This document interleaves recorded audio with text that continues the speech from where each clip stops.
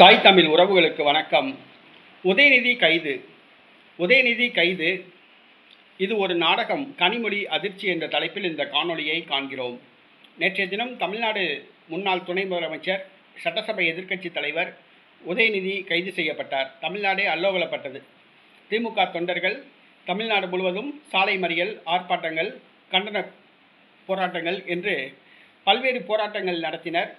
கடைகளை மூடச் சொல்லி மிரட்டினர். சாலையில் செல்வோர் வருவோரை அடித்து தாக்கினர். ஆக உதயநிதி கைதால் தமிழகம் அல்லோகலப்பட்டது. திமுக மூத்த தலைவர்கள், முன்னாள் அமைச்சர்கள், அரசியல் கட்சி தலைவர்கள் பலர் உதயநிதி கைதை கண்டித்து கருத்துக்களை தெரிவித்தனர். திமுகவினர் 90% பேர் உதயநிதியின் பின்னால் திரண்டனர்.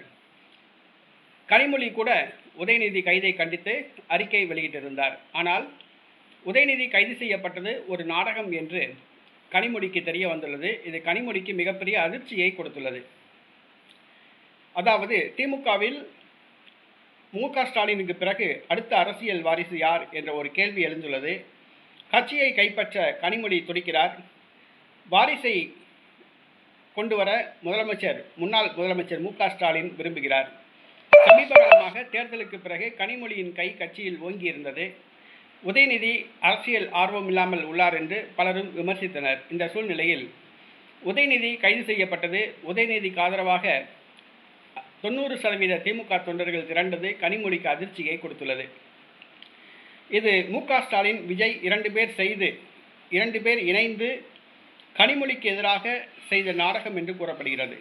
திமுகவில் மு.க. ஸ்டாலினுக்கு பிறகு உதயநிதியை அரசியல் தலைவராக கொண்டு வர வேண்டும், தலைமை பதவிக்கு கொண்டு வர வேண்டும் என்பதற்காக விஜய் உதவியுடன் மு.க. ஸ்டாலின் இணைந்து நடத்திய நாடகம் என்று கூறப்படுகிறது. இது உண்மையிலேயே உதயநிதி ஸ்டாலின் உயர் பதவிக்கு கொண்டு வர வேண்டும் என்பதற்காக கொண்டு வரப்பட்ட நாடகம் என்று கனிமொழி கருதுகிறார். இது இயற்கையாக நடந்தது அல்ல, செயற்கையாக நடந்தது என்று கருதுகிறார். உதயநிதி ஸ்டாலினை பிரபலப்படுத்த வேண்டும், விளம்பரப்படுத்த வேண்டும், திமுகவுக்கு முன்னிலைப்படுத்த வேண்டும் என்பதற்காக நேற்றைய தினம் கைது படலம் அரங்கேறியுள்ளது. இந்த கைது படலத்தின் மூலமாக உதயநிதியின் கை திமுகவில் ஓங்கியுள்ளது. உதயநிதியின் செல்வாக்கு பொதுமக்கள் மத்தியில் உயர்ந்துள்ளது. பல அரசியல் கட்சி தலைவர்களும் உதயநிதிக்கு ஆதரவாக திரண்டுள்ளனர். ஆக விஜயுடன் இணைந்து மு.க. ஸ்டாலின் நடத்திய நாடகம்தான் இந்த உதயநிதி கைது நாடகம் என்று கனிமொழிக்கு தெரிய வந்துள்ளது. இது கனிமொழிக்கு மிகப்பெரிய அதிர்ச்சியை கொடுத்துள்ளது.